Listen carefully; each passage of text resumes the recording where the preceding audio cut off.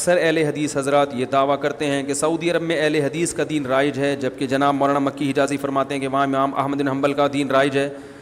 سعودی عرب کا باقاعدہ قانون ہے، نیٹ پہ سرچ کر لیں آپ، لا ہے کہ فقہ حنبلی نافذ ہے وہاں پہ، یہ تو گوگل پہ لکھیں آ جائے گا، اور باقاعدہ فقہ حنبلی کی کتابیں لا میں شامل ہیں کہ اس کتاب پر فیصلہ کیا جائے گا، اس میں جزیہ نہ ملے تو اس کتاب پر۔ اور سعودی عرب کے قانون میں یہ بھی ریٹن میں لکھا ہوا ہے، اب کا مجھے پتہ نہیں، 8-10 سال پہلے تک تو یہ تھا کہ اگر فقہ حنبلی میں حل موجود نہ ہو تو پھر فقہ حنفی سے لیا جائے گا۔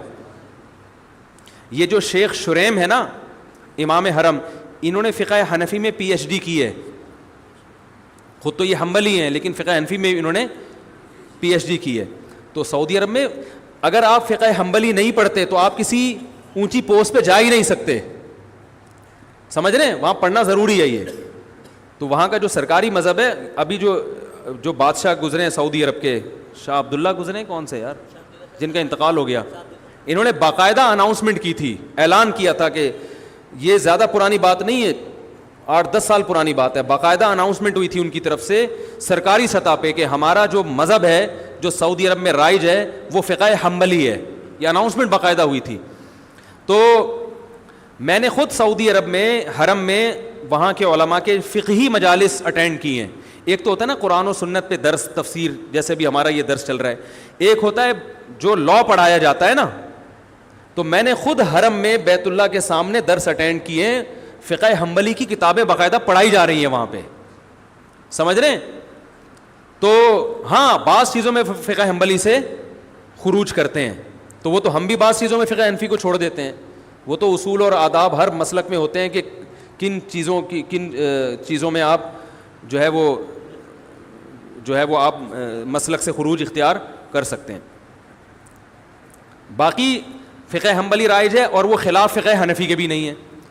یہ جو امام شیبی ہیں جو جن کے ہاتھ میں بیت اللہ کی چابیاں ہیں، ان کے قبیلے کے بارے میں رسول اللہ صلی اللہ علیہ وسلم نے ارشاد فرمایا تھا کہ کوئی ظالم ہوگا جو تم سے بیت اللہ کی چابیاں لے گا، تو نبی صلی اللہ علیہ وسلم کے دور سے اب تک انہی کے خاندان میں بیت اللہ کی چابیاں ہیں، نبی کے دور سے۔ اور عجیب بات آپ کو بتاؤں کہ ان کے پاس لوگ امام مہدی علیہ السلام کے لیے لوگ امانتیں رکھواتے ہیں، کیونکہ حدیث میں آتا ہے کہ قیامت تک بیت اللہ کی چابیاں انہی کے پاس رہیں گی، کوئی جو لے گا ان سے تو ظالم ہوگا۔ تو اس میں علماء کہتے ہیں یہ تو ثابت ہو گیا کہ کوئی اور قبیلہ قیامت تک رہے نہ رہے، یہ قبیلہ بہرحال رہے گا۔ تو اب بہت سے لوگوں نے ماضی میں اس قبیلے کے پاس امانتیں رکھوائی ہیں، پیسے رکھوائے ہیں، زیورات رکھوائے ہیں کہ آپ نے اس وقت تک آپ کے قبیلے نے رہنا ہے جب حضرت مہدی آئیں گے، تو یہ امانتیں آپ ان کے سپرد کر دینا۔ تو ابھی بھی جن کے ہاتھ میں، اور میرے لیے یہ سعادت کہ میں شو مارنے کا عادی نہیں ہوں، وہ میں نے ویڈیو کلپ بھی نہیں بنایا اس کا، جب مجھے بیت اللہ کا غلاف پیش کیا گیا تھا ان کی طرف سے، تو وہ جنہوں نے پیش کیا انہوں نے کلپ بنا کے یوٹیوب پہ ڈالا، لیکن میں نے اپنے چینل سے ابھی تک وہ ویڈیو کلپ نہیں ڈالا۔ لیکن اب بات چل پڑی تو میں بتاتا ہوں، ان کی طرف سے جو بیت اللہ کی چابیاں جن کے پاس ہیں، مجھے الحمدللہ باقاعدہ بیت اللہ کا غلاف ہدیے کے طور پر پیش کیا ہے، اور وہ حنفی ہیں۔ اس لیے نہیں انہوں نے دیا کہ وہ حنفی، وہ اسلام میں حنفی شافی کی بیس پر پروٹوکول نہیں ہے، میں تو صرف یہ بتانے کے لیے کہ یہ جو پروپیگنڈا کیا جاتا ہے نا کہ سعودی عرب والے وہ مذاہب اربعہ کو نہیں مانتے، چاروں فقہ کو نہیں مانتے، جو ان فقہ کو فالو کرتے ہیں ان کو غلط سمجھتے ہیں، تو یہ غلط قسم کا پروپیگنڈا ہے۔ وہ چاروں فقہ کو مانتے ہیں، چاروں فقہ کے فالوورز وہاں پہ بڑی بڑی پوسٹوں پر موجود ہیں۔ مدینہ یونیورسٹی کے جو ابھی پرنسپل تھے چند سال پہلے تک وہ حنفی تھے، انہوں نے کوئی سعودیہ کی پالیسی کے خلاف کوئی بیان دے دیا تھا جس کی وجہ سے ان کو معزول کر دیا، تو اس بیس پہ نہیں کہ یہ حنفی ہیں، بلکہ اس بیس پر انہوں نے سعودی حکومت کی پالیسی کے خلاف بیان دے دیا تھا۔ تو وہاں یہ فرق نہیں ہے کہ آپ حنفی ہو یا شافی ہو یا حنفی ہو یا مالکی ہو یا حنبلی، اس سے ان کے ہاں یہ مسائل کہاں ہیں؟ ہمارے ہاں ہیں کہ جو فقہ حنفی کو فالو کر رہا ہے وہ اندھا مقلد ہے، وہ جنت میں نہیں جائے گا، ہم صرف قرآن و حدیث کو مانتے ہیں۔ یہ وہاں اہل حدیث بھی ہیں اور اچھی پوسٹوں پر ہیں، تو یہ فرقواریت، یہ عذاب یہاں پر ہے۔ تو اہل حدیث بھی وہاں بڑی اچھی اچھی پوسٹوں پر ہیں، لیکن سعودی عرب کا جو سرکاری مذہب ہے وہ بہرحال فقہ حنبلی ہے، اور علماء حرم وہ بھی حنبلی فقہ کو فالو کرتے ہیں۔ میں نے تو ان کی تحریریں پڑھی ہیں ائمہ حرم کی کہ انہوں نے باقاعدہ ریٹن میں لکھا ہے کہ ہم فقہ حنبلی کو فالو کرتے ہیں. اور سعودی عرب میں جو انقلاب آیا محمد ابن عبد الوہاب, جن کی وجہ سے دنیا ان کو وہابی کہتی ہے نا, محمدی تو کہہ نہیں سکتی تھی تو ابا کے کھاتے میں ڈال کے وہابی کہنا شروع کر دیا. محمد ابن عبد الوہاب جو ہے, جن کو سارے عرب فالو کرتے ہیں, ان کے جو بیٹے ہیں نا, انہوں نے اپنے والد کے عقائد بیان کیے ہیں. اس میں صاف طور پر لکھا ہے کہ ہم فقہ حنبلی کو فالو کرتے ہیں اور ہم نے پانچواں کوئی مسلک نہیں نکالا. اور محمد ابن عبد الوہاب, میرے پاس یہ سارے تحریر ثبوت کے ساتھ موجود ہیں, چونکہ یہ سوال تو اچانک آ گیا نا, تو ان کے حوالوں کے ساتھ موجود ہیں. ان سے کسی نے سوال پوچھا محمد ابن عبد الوہاب سے حرم میں کہ کیا آپ نے کوئی پانچواں مسلک نکالا ہے؟ انہوں نے جواب دیا کہ ہم نے کوئی پانچواں مسلک نہیں نکالا. اہل سنت والجماعت کے جو 4 مکاتب فکر ہیں, حنفی, مالکی, شافعی, حنبلی, ہم انہی کو فالو کرتے ہیں. آئی بات سمجھ میں؟ اور اس میں ہم فقہ حنبلی کو فالو کرتے ہیں, اور ہم ان تینوں کو, چاروں کو برحق سمجھتے ہیں. یہاں تک کہ ان کے جو بیٹے ہیں نا محمد عبد الوہاب کے, ان کے فتاوی میں یہ بات لکھی ہے, انہوں نے کہا کہ ہم ابن تیمیہ رحمہ اللہ تعالیٰ کو مقتدی اور رہبر سمجھتے ہیں, مگر ابن تیمیہ نے چاروں مذاہب کے خلاف اگر کوئی فتویٰ دیا ہے تو ہم اس میں ابن تیمیہ کو فالو نہیں کرتے. اس میں انہوں نے یہ بات بھی لکھی ہے کہ 3 طلاق کا مسئلہ چونکہ چاروں فقہا کے خلاف ہے ابن تیمیہ کا, اس مسئلے میں ہم نے ابن تیمیہ کی رائے کو مسترد کر دیا ہے. نہیں آ رہی بات سمجھ میں؟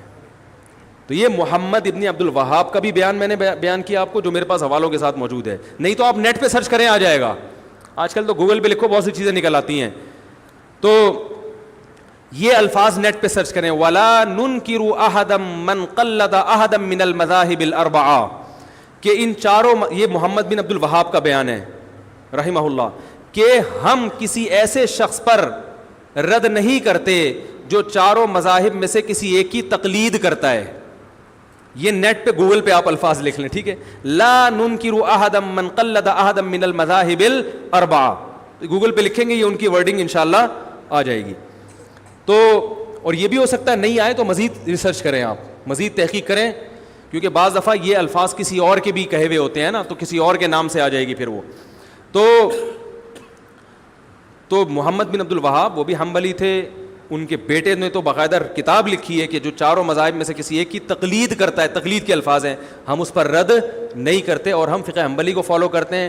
ابن تیمیہ رحمہ اللہ کو عرب لوگ بہت زیادہ مانتے ہیں, تو انہوں نے کہا ہم ابن تیمیہ کے فالوورز ہیں, لیکن ابن تیمیہ رحمہ اللہ نے چاروں فقہ کے خلاف اگر کوئی بات کی ہے تو ہم اس میں ابن تیمیہ کے قول کو رد کر دیتے ہیں. پھر انہوں نے 3 طلاق کی مثال بھی دی ہے. انہوں نے, سمجھ رہے ہیں کہ نہیں سمجھ رہے؟ یہ ہے. ہاں, لوگ یہ ایک اکثر کہتے ہیں کہ وہ تو قرآن و حدیث کی بات کرتے ہیں. تو بھائی فقہ حنبلی کو فالو کرنا قرآن حدیث کے خلاف نہیں ہے, سمجھ رہے ہیں؟ ایک عرب عالم سے کسی نے پوچھا کہ آپ دلیل کو فالو کیوں نہیں کر رہے, آپ نے جو قانون نافذ کیا ہے کہ فقہ حنبلی پر فتویٰ دیا جائے گا, دلیل کو فالو کیوں نہیں کر رہے؟ تو انہوں نے کہا کہ اس کا مطلب ہے کہ امام احمد بن حنبل نے دلیل کو فالو نہیں کیا تھا. یعنی جب بھائی دلائل تو چاروں نے دلیل کو فالو کیا ہے, لیکن جب ان کے فالو کرنے کے بعد ان کا اختلاف ہوا تو کسی ایک کو تو ترجیح دینی پڑے گی نا. یا تو آپ جج پہ چھوڑ دیں, تو جج میں تو ہر طرح کے لوگ آتے ہیں, وہ کبھی کسی چیز کو ترجیح دے دے گا, کبھی کسی چیز, کبھی اس کا اپنا مفاد بھی ہوگا. تو قانون کے میں ایک دائرہ کار میں لانا پڑتا ہے کسی کو. ہاں, بہت سے سعودی عرب کی عدالت کے فیصلے ہیں جس میں, بہت سے تو نہیں کہوں گا, بعض فیصلوں میں انہوں نے فقہ حنبلی سے خروج کیا ہے, وہ زمانے کے لحاظ سے, ضرورت کے لحاظ سے, تو وہ ہم بھی کرتے ہیں. تو ہم نے بھی بعض فتاوی ایسے ہیں ہمارے مدارس سے دیے جاتے ہیں جس میں فقہ حنفی سے خروج کیا, فقہ حنفی کو اس میں چھوڑا ہے انہوں نے. لیکن بالکل ہم کہتے ہیں آزاد ہو جاؤ, تو پھر قرآن و حدیث کا لیبل لگا کے آپ اگر خود سے ہر آدمی کو تحقیق کی اجازت دیں گے, اور پیچیدہ مسائل میں جن میں علماء کا اختلاف ہے, تو پھر تو یہ فرقواریت اتنی بڑھے گی, ہر آدمی ایک نیا فتویٰ لا رہا ہے. آپ دیکھ لو نا, طلاق کوئی دے کر آئے, ادھر جاؤ تو ادھر سے الگ فتویٰ مل رہا ہے, ادھر جاؤ تو ادھر سے الگ فتویٰ مل رہا ہے, اس کی قرآن حدیث کی تحقیق الگ ہے, اس کی تحقیق غامدی صاحب کے پاس چلے جاؤ گے, وہ بالکل ہی ایک مارکیٹ میں قرآن حدیث کی روشنی میں نئی تحقیق لے کر آ رہے ہوں. آپ کہہ سکتے ہیں کہ ان کی تحقیق غلط ہوتی ہے, لیکن عامی آدمی کو غلط لگتی نہیں ہے. وہ بات ہے عامی آدمی کی, وہ کیا کرے گا, تو اس کو پابند بنانا پڑتا ہے کسی ایک فقہ کا. باقی اہل حدیث حضرات بھی بہت کثرت سے ہیں وہاں پہ, اس کی چند وجوہات ہیں. اس کی وجہ یہ ہے کہ ہمارے حضرت مفتی رشید احمد صاحب رحمہ اللہ تعالیٰ یہ بات فرمایا کرتے تھے, جو اب پتہ نہیں نیٹ پہ کوئی الگ سے ہی مصیبت نہ کھڑی ہو جائے, لیکن اللہ کرے نہ کھڑی ہو, بھائی بات تو غلط نہیں ہے اور اس میں کسی کی میں برائی نہیں کر رہا.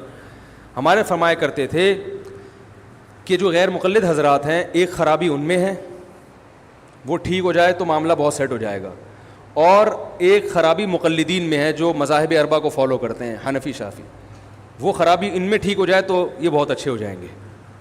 فرمایا کہ حنفیوں میں جو ہمارے یہاں فقہ رائج ہے, بدعتیوں کی کثرت ہے اور بدعات کی کثرت ہے, اور غیر مقلدین میں کم علمی کی کثرت ہے. ریسرچ آدھی ہوتی ہے لیکن اس کو کل سمجھ رہے ہوتے ہیں. تو یہ دو خرابیاں ختم ہو جائیں, ادھر علم کا لیول تجھ کیا ہو جائے, بڑھ جائے. کیونکہ جب علم آئے گا نا تو پھر عالم کو پتا ہوتا ہے کہ بھائی اس مسئلے میں یقینی طور پر رائے قائم نہیں کر سکتا, اس میں وہ دوسرے کی رائے کا احترام کرنا سیکھ جائے گا کہ بھائی اس میں یہ قول بھی ہے. بات آ رہی ہے سمجھ میں؟ جیسے فقہائے کرام ایک دوسرے کا احترام کرتے تھے اختلاف کے باوجود کہ بھائی اس میں ان کی بھی دلیل ہے, بالکل اس کو کلعدم نہیں قرار دے سکتے ہم.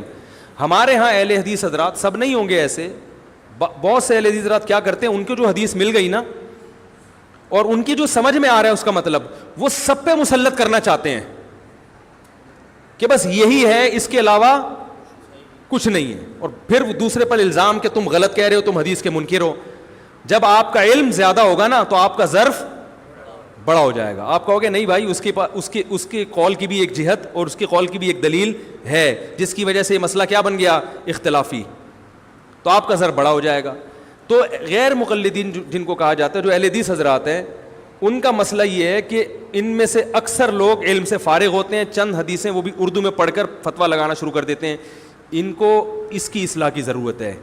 اور حنفیوں میں بڑی مصیبت یہ ہے کہ ہر بدعت امام ابو حنیفہ کے کھاتے میں,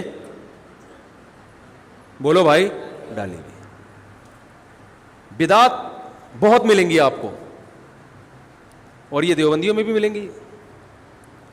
جب ان سے بولو بھائی اس کی دلیل کیا ہے, تو سب تو ایسے نہیں ہوتے, سب تو ظاہر ہے ہر جگہ اچھے بھی, میں تو چھوٹا منہ بڑی بات ہو جائے گی نا, میں بڑے عالم سے سنی ہے میں نے یہ بات. تو وہ جب دلیل سے بات کرو, بعض لوگوں کی عادت ہم نے یہ دیکھی ہے, تو وہ حضرت دامت جی نے یہ فرمایا, دامت برکاتہ نے یہ فرمایا, حضرت والا نے یہ فرمایا, تو حضرت جی نے فرمایا. تو عامی آدمی یہ کہتا ہوا تو سمجھ میں آتا ہے, لیکن کوئی عالم کو تو چاہیے بھائی, آپ تو کم از کم کوئی دلیل پیش کریں نا اس کی.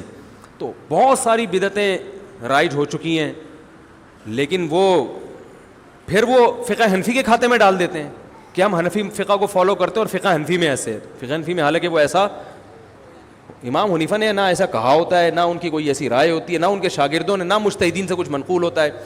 تو ہمارے حضرت فرمایا کرتے تھے کہ تقلید کی جاتی ہے مجتہد کی. اب یہ نہیں کہ جو بات کہہ دے وہ پتھر پہ لکیر بن گئی, آپ نے صرف اس لیے ماننا ہے کہ وہ ہمارے حضرت جی نے کہی ہے, ایسا نہیں ہے. تو مقلدین میں بدعت کی بیماری زیادہ ہے, اور اہل حدیث اکثر بدعات سے بچے ہوئے ہوتے ہیں. اکثر میں نے دیکھا ہے کہ وہ بدعت سے دور ہوتے ہیں, ان میں بہرحال یہ خوبی ہے. تو سعودی عرب میں چونکہ عربوں کا مزاج ہے کہ وہ بدعت کو نہیں مانتے, وہ بدعت سے بہت دور ہیں. تو اہل حدیث حضرات جو سعودی عرب میں اتنے زیادہ ہیں, وہ اس لیے نہیں کہ چاروں مذاہب کو نہیں مانتے, اگر وہ یہ بات کریں گے تو وہ سعودی عرب میں ان کو جگہ نہیں ملے گی. وہ اس لیے کہ خاص طور پر سعودی عرب میں جو اہل حدیث ہیں وہ بدعت سے, بولو بھائی, بہت دور ہیں. تو بدعت سے تو ہم سب کو دور رہنا چاہیے بھائی. بہت ساری چیزیں ہم نے امام حنیفہ کے کھاتے میں ڈال دی ہیں, بہت ساری چیزیں ہم نے فقہ حنفی کے کھاتے میں ڈال دی ہیں, بہت ساری چیزیں ہم نے رسول اللہ صلی اللہ علیہ وسلم کی طرف منسوب کر دی ہیں. عرب اس کا بڑا خیال کرتے ہیں, حدیث صحیح ہونی چاہیے. ہمارے ہاں ایک بڑی مصیبت یہ بھی ہے کہ ہمارے ہاں جو واعظین ہیں دیوبندی حضرات میں یا حنفی حضرات میں, ان میں بھی بہت سے واعظین بیان کے دوران صحیح اور ضعیف حدیث میں فرق نہیں کرتے. واقعات میں اس کا خیال نہیں کیا جاتا یہ مستند ہے بھی کہ نہیں ہے, اس کا سے بھی بڑا امیج دنیا میں خراب جاتا ہے. تو جب کہ اہل حدیث حضرات اس کا اہتمام, جو جہاں تک مجھے معلومات ہے, وہ کرتے ہیں. تو کہ وہ حدیث کی بہرحال کوشش کرتے ہیں کہ صحیح ہو. آگے وہ حدیث سے مطلب جو کشید رہے ہوتے ہیں ان میں میری رائے کے مطابق گڑبڑ کر جاتے ہیں. اور دوسری بات یہ کہ وہ والی حدیث دیکھ رہے ہوتے ہیں, اس کے اپوزٹ دوسری بھی ہوتی ہے, وہ بسا اوقات ان کی نظروں سے اوجھل ہوتی ہے. پھر دوسرا, کوئی اصول نہیں ہے. سب سے پہلے تو مسائل استنباط کے کوئی اصول اور ضابطے تو ہوں نا. تو اس کی وجہ سے میں تو بہرحال فقہ حنفی ہی کو فالو کرتا ہوں اور اسی کو ترجیح دیتا ہوں, کیونکہ یہ اس کی کیا وجوہات ہیں پھر بیان لمبا ہو جائے گا. لیکن اگر کوئی اہل حدیث بھی ہے, علم میں مضبوط ہے, تو وہ بھی اہل سنت میں داخل ہے. تو ہر فقہ کی اچھی چیز کو لے لینی چاہیے. بدعت سے اجتناب آپ لیں ان لوگوں سے. اور ہمارے ہاں جو مزار پر, ٹھیک ہے ہمارے یہاں علماء میں نہیں ہیں یہ چیزیں, جو اچھے مستند علماء ہیں نا, بڑے علماء, ان میں بدعت نہیں ہے. لیکن کثرت تو ہم جیسے نالائقوں کی ہے نا. عامی آدمی تو وہ تو عام لوگوں کو دیکھے گا نا, وہاں تو سب کچھ چل رہا ہے, لائٹیں بند کر کے اجتماعی ذکر کی محفلیں پوری ابتدائی ہوتی ہے, لاؤڈ اسپیکر پہ اعلان ہوتا ہے, 3:05 پہ باقاعدہ ذکر کرایا جائے گا. میں پوچھتا ہوں یہ کہاں سے ثابت ہے بھائی؟ ایک تو ہوتا ہے نا کوئی پیر صاحب اپنے مریدوں کو جمع کر لیں تربیت کے لیے, ان کو ذکر کرواتے ہیں, وہ تو ٹریننگ ہے, چلو جی ذکر کی عادت ڈال لیں گے. لیکن لاؤڈ اسپیکر پہ اعلان کر کے کہ خانقاہ میں اتنے منٹ پہ ذکر ہوگا, وہ تمام حضرات محلے والے بھی آ رہے ہیں اس میں, تو یہ اجتماع تو بدعت ہے بھائی, اس کا کہاں سے ثبوت ہے؟ تو یہ بہت ساری اس قسم کی اور بھی چیزیں ہیں. تو وہ پھر چیزیں جب آپ کے پاس آئیں گی تو پھر چیزیں تو آپ کو چیزیں تو آپ کو اپنے دین سے نکالنی پڑیں گی بھائی. قرآن و سنت کو فالو کرو سیدھا سیدھا. ایک صاحب میرے پاس آئے, کہنے لگے یہ قبر پہ بیٹھ کے مراقبہ کرتا ہوں میں اور وہ فیض حاصل کرتا ہوں, کنیکشن ملاتا ہوں. میں نے کہا سیدھا سیدھا جا کسی زندہ بزرگ سے جا کے, زندہ ختم ہو گئے ہیں, مارکیٹ سے شارٹ ہو گئے ہیں کیا؟ کیوں بیٹھا ہوا ہے قبر پہ بھائی, تو مراقبہ کر رہا ہے جا کے, پتہ نہیں وہ قبر سے کنیکشن بحال کر رہے ہیں, وہاں سے کہہ رہے ہیں میں وہاں سے روحانی کچھ چیزیں حاصل کر رہا ہوں. تو ظاہر ہے ایسی چیزوں سے بدعتوں کو پھر فروغ ملتا ہے. تو زندہ لوگ ہیں, زندہ بزرگان دین ہیں, ان کے پاس جاؤ, ان سے دین سیکھو. صحابہ کرام نے نبی سے سیکھا, نبی سے دنیا سے جانے کے بعد پھر وہ آپس میں ایک دوسرے کو نصیحتیں کرتے تھے, اور تابعین نے صحابہ سے سیکھا. ہم تو نہیں دیکھتے کہ رسول اللہ صلی اللہ علیہ وسلم کی قبر پہ بیٹھ کے کوئی محاسبے کرتے ہوں, مراقبے کرتے ہوں. وہ صوفیہ جو کرتے تھے چھوڑ دیں ان کو, کسی کو برا کہنے کی ضرورت نہیں ہے, ان کو چھوڑ دیں اپنے حال پہ. ہم تو, وہ ایک صاحب مجھے کہنے لگے علماء دیوبند قبر پرست تھے. میں نے کہا اگر قبر پرست ہوتے تو بھائی میں بھی قبر پرست ہوتا, میں تو انہیں کے شاگرد ہوں. انہوں نے کہا وہ فلاں دامت برکاتم گئے. میں نے کہا چھوڑ دے فلاں دامت برکاتم کو. اس طرح اگر لوگوں کی سوانے نکال کے ان کے عیب تلاش کرو گے تو دنیا میں کوئی بھی, بولو بھائی, نہیں بچے گا. بہت سے لوگ اچھا کام کر رہے ہوتے ہیں, ایک دو کام ان سے ایسے بھی ہو جاتے ہیں جس سے معاشرے میں نقصان ہوتا ہے. تو اب یہ نہیں کہ ان کی اتنی سی چیز کو نکال کے, بھائی اس کو ہم فالو کر رہے ہیں کہ نہیں کر رہے, نہیں کر رہے تو چھوڑ دو, مٹی ڈالو اس پہ. ہمارے جتنے اکابر ہیں بزرگان دین, ان کی قبریں ایک بالش سے زیادہ اونچی نہیں ہیں, سب کی قبریں کچی ہیں. تو ہم قبر پرست کیسے ہو گئے بھائی؟ کہہ رہے نہیں قبر پہ جا کے محاسبے کرتے ہیں, مراقبے کرتے ہیں. میں نے کہا ہمیں دیکھا کبھی جاتے ہوئے قبر پہ؟ ہم تو مسجد میں آتے ہیں, نماز پڑھتے ہیں. قبر پہ میت کی مغفرت کے لیے دعا کر لیں جا کے تو ایک الگ بات ہے, ویسے تو نہیں. امام بخاری کی قبر پہ میں گیا, میں نے تو وہاں ہاتھ اٹھا کے بھی دعا نہیں کی. حالانکہ قبر پہ ہاتھ اٹھا کے دعا کرنے کی بھی گنجائش ہے کہ اگر شرک کا پہلو نہ نکل دو, لیکن اس لیے کہ کوئی اس کو ذریعہ نہ بنا لیں. اور وہاں پہ میں بیٹھا بھی نہیں, بس قبر پہ دیکھا, وہ تو جائز ہے, اس میں تو کوئی حرج نہیں ہے. ان کے لیے بھی دعا کی, اپنے لیے بھی کہ اللہ ان کو اور ترقی دے, اور نکل لیے وہاں سے پتلی گلی.